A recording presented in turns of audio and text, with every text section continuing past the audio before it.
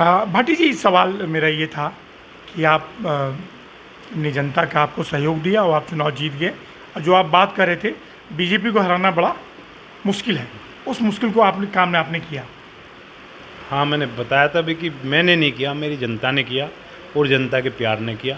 जनता ने ये इस क्षेत्र में और गाज़ियाबाद क्षेत्र में दिखाया कि काम करना ही महत्वपूर्ण है, और उन्होंने मेरे काम को, पिछले टर्म्स वाले को सराहा और मुझे प्यार दिया, और प्यार के साथ में जो मुझे जीत दी है, मैं उनका हमेशा शुक्रगुजार और धन्यवाद करूँगा। अच्छा सर, जो आपका अनुभव है उसके बारे में एक बात करेंगे हम, फिर बहुत सारी और मुद्दे हैं, बस 5 या 7 मिनट आप कर लेंगे क्योंकि आपका रामकथा भी है कि अल्टीमेटली मतलब एक व्यक्ति की सामाजिक सोच होती है, एक उसकी विचारधारा होती है। जहाँ तक मुझे जानकारी, इसके पूर्व आप कांग्रेस में थे जी, इस बार आपने चुनाव निर्दलीय आप लड़े हैं जी। तो जो सामाजिक जीवन आप जी रहे हैं, इसके पीछे भाटी जी मुख्य उद्देश्य क्या है? सामाजिक जीवन बहुत कम लोग जी पाते हैं, दाग छवि के नहीं हो पाते हैं। सामाजिक जीवन ही आदमी का मूल रूप से जो सिद्धांत है, चरित्र है, वो सामाजिक ही है। अब आदमी उसमें ना जिए उसके ऊपर बात है, क्योंकि आज का आधुनिक युग अपने आज के इस क्षेत्र में अपने बच्चों के लिए, उनके लिए बहुत भागदौड़ करनी पड़ती है। जो कमाई के साधन में वो ना पिछड़ें, इस वजह से वो समाज से हट जाते हैं। नहीं तो अधिकतर जो आदमी का सामाजिक चरित्र है वो मूल रूप से सामाजिक ही है। वो जीना चाहिए, हर किसी जीना चाहिए और उसमें कार्य भी करना चाहिए। तो चूंकि अब आपका एक पार्षद के रूप में आप 2 बार चुनाव जीते हैं, तो आपका सामाजिक दायित्व तो थोड़ा ज़्यादा बढ़ जाता है। दरअसल मेरा जो मूल चरित्र है वो धार्मिक है। अच्छा अच्छा। मैं भगवान जी के चरणों में बहुत मूल रूप से मेरा मन और तन और सब कुछ जुड़ा हुआ है, अर्पित है। और इसी के साथ मैं फिर समाज के साथ में भी उतना ही अपना उत्तरदायित्व मानता हूँ कि भगवान सेवा और जनता सेवा ये ही मूल रूप से आदमी को करनी चाहिए, क्योंकि अपने लिए सब जी सकते हैं परंतु जनता के लिए जीना एक हमारे लिए दायित्व है। जैसे कि स्वामी विवेकानंद ने कहा था कि नर सेवा नारायण सेवा। वो तो खैर मेरे तो वो आदर्श हैं। जी जी। मैं रामकृष्ण परमहंस और विवेकानंद को बहुत तहे दिल से, अंदर की गहराई से मैं उनको प्यार भी करता हूँ। उनके सब जो भी उन्होंने अपने अनुमोदन में अपने वाक्य दिए उन्हें मैं गहराई से सोचता भी हूँ। तो उनके तो हर एक वाक्य मेरे लिए भगवान की तरह है, एक अमृत के बराबर है। अमृत के बराबर है। अच्छा सर, चूँकि मैं चाहता हूँ आप अच्छा जवाब दे पाएंगे, इसलिए मैं पूछ रहा हूँ आपसे। आज की जो युवा पीढ़ी है वो भी पार्षद बनी है, लेकिन उतना अनुभव नहीं है। अभी दिल्ली में 2 दिन पूर्व एक घटना हुआ सर, जो आज के दौर में नाबालिग का मार देना, चाकू मार देना, किसी की हत्या कर देना, मर्डर कर देना युवाओं द्वारा, और चाहे किसी भी धर्म के हों, चाहे वो, मैं धर्म की बात नहीं करता हूँ, ऐसी प्रवृत्ति न हो, इसके लिए क्या करना चाहिए? इसकी प्रवृत्ति जो ये बढ़ती जा रही है, ये जब भी बढ़ती है जब हमारे क्षेत्र में हमारा धर्म का अभाव होता है और धर्म की चर्चा कम होती है। धर्म की चर्चा कम होती है क्योंकि आदमी में संस्कार नहीं आ पाते, और धर्म ही आदमी का सर्वांगीण विकास करता है, चाहे कोई से भी धर्म का हो। किसी भी धर्म में वो अपने पूरे चरित्र को उस धर्म के उसके स्वीकार करता है तो उसका सर्वांगीण विकास होता है। और ये आज की युवा पीढ़ी इससे अलग हट रही है, भाग रही है, और हमारे जो बड़े हैं उनको उसको बुला के उनको उनमें से ज़्यादातर शामिल करना चाहिए, क्योंकि धर्म ही हमें अच्छा रास्ता और सच्चे भारत के लिए भी, सच्चे देश के लिए भी और अपने लिए भी और इस समाज के लिए भी वो दिशा दिखा देता है। तो अगर ये लोग धर्म के बारे में चर्चा या उसकी गतिविधियाँ ज़्यादा बढ़ेंगी तब जाके भटकाववाद कम हो सकता है। ये बिल्कुल 100% सच है। जो भी बच्चे धर्म से जुड़ते हैं, अभी हमारे पीछे यहाँ पर एक राधा माधव मंदिर भी है और एक बच्चा है, अब मेरा बेटा ही है, एक तरह से भतीजा है, मेरे दोस्त का बेटा है नरेश। उसने इस मार्ग पे चलते हुए, थोड़ी उम्र है उसकी, अभी ऐसी होगी कोई 35 से 36 साल में या 38 साल में, बहुत छोटी उम्र में इसमें लग गया था। तो उसने युवा बच्चों को इसी मार्ग पे जोड़ा और आज कम से कम भारत में वो लगभग 10,000 बच्चों को इस मार्ग पे जोड़ चुका है। अब तो उसने विदेश में भी पैर रखे हैं। अच्छा। तो उस छोटे बच्चे को देख के मुझे लगता है कि ऐसे ही बच्चे अगर निकलें तो हमारे इस जो समाज का बच्चों का जो भटकाव है वो बंद हो जाएगा। वो खाली इसी में नहीं है कि वे धर्म के प्रति चल रहे हैं, वो अपने कर्तव्यों का बोध करते हुए पढ़ाई में भी और अपनी जॉब भी कर रहे हैं। उनमें से बच्चे अच्छी अच्छी जॉब में भी निकलते हैं जो उनके साथ में साथ रहते हैं और इस विकास का, इस धर्म के कार्यों में साथ देते हैं। इसी में नहीं है कि वे धर्म के प्रति चल रहे हैं, वो अपने कर्तव्यों का बोध करते हुए पढ़ाई में भी और अपनी जॉब भी कर रहे हैं। उनमें से बच्चे अच्छी अच्छी जॉब में भी निकलते हैं जो उनके साथ में साथ रहते हैं और इस विकास का, इस धर्म के कार्यों में साथ देते हैं। तो उन्होंने उन बच्चों का बहुत बड़ा विकास धर्म के रूप में भी किया है और अपने खुद के विकास में भी किया है। तो ये एक हमारे लिए बहुत ज़रूरी है कि हम धर्म के साथ में अपने को जोड़ें और उसके साथ चलें। सर बस एक सवाल धर्म से संबंधित और आप कहते हैं कि मैं धर्म में भगवान से काफ़ी जुड़ा हूँ और उसी में काफ़ी ज़्यादा संलग्न और तन्मयता के साथ आप उसमें लिप्त हैं। सर जो बाहरी वातावरण है और आंतरिक वातावरण है, आंतरिक मन है, इसमें आम इंसान बड़ा उलझा हुआ है। कोई आदमी प्रसन्न नहीं है, सब दुखी हैं। क्या इसके लिए अपने मन को खुश रखने के लिए सफाई की मैं बात करना चाहता हूँ। अंदर से कोई अपने को मांजना नहीं चाहता, साफ नहीं करना चाहता और बाहर खूब अच्छा सा साफ सुथरा रहेगा। सर तो ये जो विरोधाभास है व्यक्ति के जीवन में, ये कैसे दूर हो पाएगी? अध्यात्म का विषय अध्यात्म से ही पूरा होता है। हम बाहरी अपने शरीर को या बाहरी चकाचौंध में रहेंगे तो अध्यात्म में आप नहीं जा सकते। और अध्यात्म में जाने के लिए आपको अंदर जाना पड़ेगा अपने शरीर के। उसमें बाहरी वातावरण अपना आप धीरे धीरे कम हो जाएगा और आप जब अंदर जाएंगे तो उसका आनंद आप जब लेंगे तो आपका बाहर का आनंद नगण्य हो जाएगा, जीरो हो जाएगा। और उस आनंद में आप विभोर डूब जाएंगे और आपको लगेगा कि जीवन मेरा अब शुरू हुआ। तो आज की युवा पीढ़ी को और जो वर्तमान पीढ़ी है, इन दोनों को अध्यात्म की तरफ जाना चाहिए। आध्यात्मिक तरफ हमेशा जाना चाहिए। उससे आपका सर्वांगीण विकास होता है, आपके दिमाग का, बुद्धि का, आपके शरीर का और आपकी सोच का। और आप हर अच्छे कार्य के लिए, हर अच्छी बात के लिए आप उनको समझा सकते हैं और अच्छे अच्छे वक्तव्य देकर उनको अच्छे रास्ते पर लगा सकते हैं। और भटके हुए बच्चों को या आदमियों को धर्म के रास्ते पे या भगवान के रास्ते पे या देश के रास्ते पे और विकास के रास्ते पे ला सकते हैं। ओके सर, जो आज आपने रामकथा का आयोजन किया है, इसके पीछे मूल उद्देश्य क्या है? पहली चीज़ तो मैं बता दूं, रामकथा हमारे जो यहाँ होती है, ये हमारे मंदिर में भगवान तिरुपति महाराज बालाजी का हमने स्थापना दिवस है उनका। 12 तारीख में वो पूर्ण होगी जिस दिन। तो उनके उपलक्ष्य में हम ये कथा करवाते हैं। तिरुपति महाराज बालाजी जो वेंकटेश्वर हैं आंध्रा में, तो उनका हमारे यहाँ मंदिर में उनका स्थापना हुई है और वो यहाँ विराजमान है। तो उनके स्थापना दिवस पर होती है।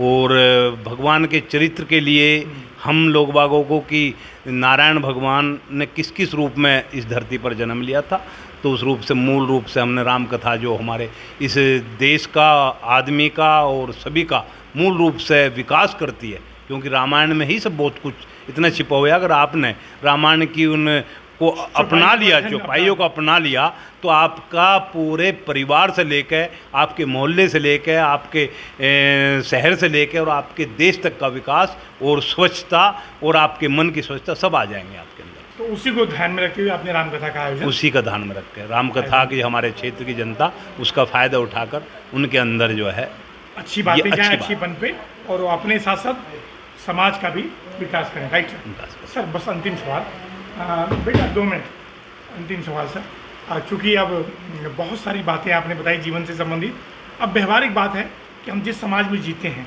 मैं वार्ड 73 की बात करना चाहूँगा। वार्ड 73 में इसके पहले आप पार्षद हो चुके, वर्तमान में भी जनता ने आपको आशीर्वाद दिया, तो क्या क्या प्राथमिकताएँ होंगी यहाँ को अच्छा बनाने के लिए? मैं पहले जब पार्षद था तो वार्ड 69 था, इसका नाम। अच्छा, 69 था जी। और ये बहुत बड़ा वार्ड था, जो आज 3 वार्ड हैं उसके अंदर। Ward 78, ward 80, ward 73। अच्छा, ये भाग हो गया। 3 भाग हो चुके हैं। पहले वार्ड 69 था। तो उसका मैं पार्षद था। बहुत बड़ा क्षेत्र है, 50,000 वोट थी उस टाइम पे। 1-1.5 लाख की जनसंख्या थी। तो मैंने उस टाइम पे पूरे इस 3 वार्डों का पूरा विकास किया था। और उस समय का ही मेरा विकास कार्य आज भी आप जाओगे वार्ड 78 में या 80 में या 73 में, ये सब सड़कें टोटल ज़्यादातर 95% मेरे ही द्वारा बनाई हुई हैं, मेरे कार्यकाल के बनाई हुई हैं, 2012 से 2017। 2017 के बाद से और 22 के बीच में, अब मैं उनकी नहीं बुराई करूंगा किसी की भी, परंतु उन्होंने विकास कार्य के क्षेत्र में ज़्यादा रुचि नहीं ली या करा नहीं किया। मैं उसके विषय में नहीं ज़्यादा कहता, मैं अपने विषय में कहता हूँ कि मैंने करे, मैं अपने कार्य को बात करता हूँ और इसको कोई झुटला नहीं सकता जो मैं कह रहा हूँ, क्योंकि ये प्रैक्टिकल ज़मीन पे आज भी हैं। हर सड़क ज़्यादातर मेरी बनी हुई है और उन सड़कों पे ही लोग बाग मेरे इस क्षेत्र के चलते हैं। उन्होंने इसी वजह से मुझसे बहुत प्यार करते हैं कि आपके द्वारा जो कार्य किए हुए हैं उसके बाद में जो कार्य नहीं हुए, तो हम इस वजह से चाहते हैं कि हमारा वार्ड पहले 69 था, अब आप वार्ड 73 के उसके एक तीसरे हिस्से में हैं, तो इसको आप सर्वांगीण विकास कर क्षेत्र में गाजियाबाद शहर के 100 वार्डों में अच्छे से अच्छा आप सुंदर बनाएं, अच्छे से अच्छा इसका विकास कराएं, अच्छे से इसमें निर्माण कराएं। अच्छे से अच्छे में क्या होगा? अच्छे से अच्छे में सबसे पहले तो आप यहाँ रहने की व्यवस्था में सफाई आती है, नंबर 1 पे। नंबर 2 पे लाइट का कार्य आता है। नंबर 3 पे सड़कों के निर्माण का और नाली खरंजा और ड्रेनेज की समस्या का निदान होना चाहिए, सबसे पहले यही आते हैं। तो उनके लिए मैं सफाई का कार्य मैंने शुरू करवा दिया। मैंने जितने भी यहाँ के जो ठेकेदार थे, 2-3 ठेकेदार हैं इसमें सफाई वाले, वो मैंने बुला लिए हैं और उनको काम बांट दिया है और सफाई ही सबसे मूल रूप से शुरू हो चुकी है। और लाइट का कार्य भी मैंने शुरू करवा दिया, जहाँ जहाँ ख़राब है वो मैं पुनः जलवा रहा हूँ, क्योंकि रात के अंधेरे में हमारी बच्चियाँ या हमारे आदमी या हमारे बुजुर्ग किसी को ठोकर या कहीं भी परेशानी ना हो, उजाले में प्रकाश में जो है वो निकलें और अपने कार्य करें।